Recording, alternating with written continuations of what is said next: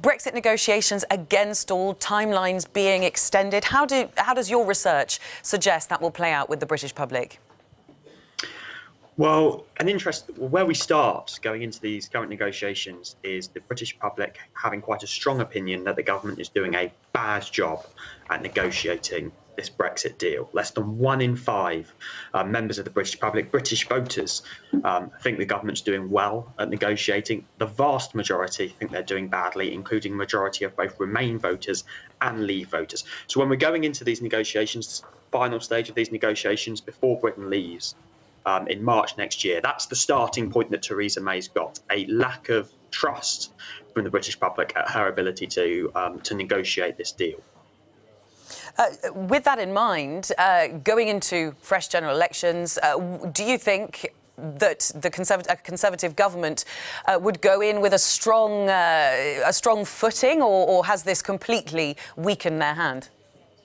Well, after the May general election that we had in the UK last year, the Conservatives obviously went from having a majority in Parliament to losing their majority, and now they're relying on the DUP, which is a party from Northern Ireland, to hold their majority. That makes it very difficult for them to get a majority in Parliament for any particular deal, and that's why these negotiations have hit a deadlock in the first place, because she needs to negotiate a deal with the European Union that is going to be popular amongst the British public and be able to get through Parliament back here in the UK, which is difficult when she's not got a majority and she's relying on holding together this really fragile coalition.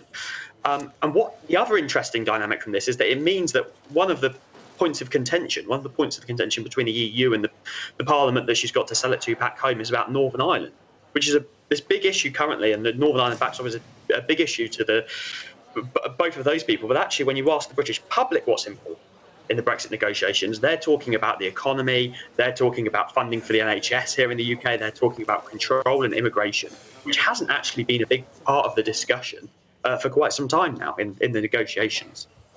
All right. And I mean, how does all this affect those in the UK thinking of life after Brexit? So trying to plan, I'm talking about small business owners, even big business. How does this affect those people and the economy?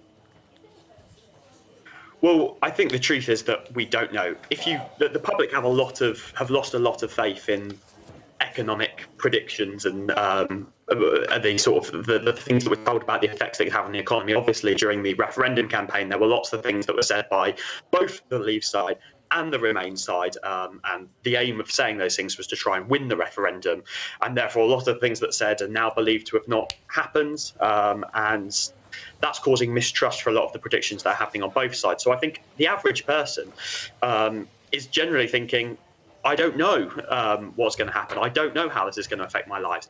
And when we're talking about how popular this deal is going to be in the end, it's really going to come down to how people's lives are affected, how people's day-to-day lives and how the economy as a whole, people's jobs are affected. And we don't necessarily know enough about how people's lives are going to be affected to talk about how popular this deal is going to be if indeed there is a deal struck.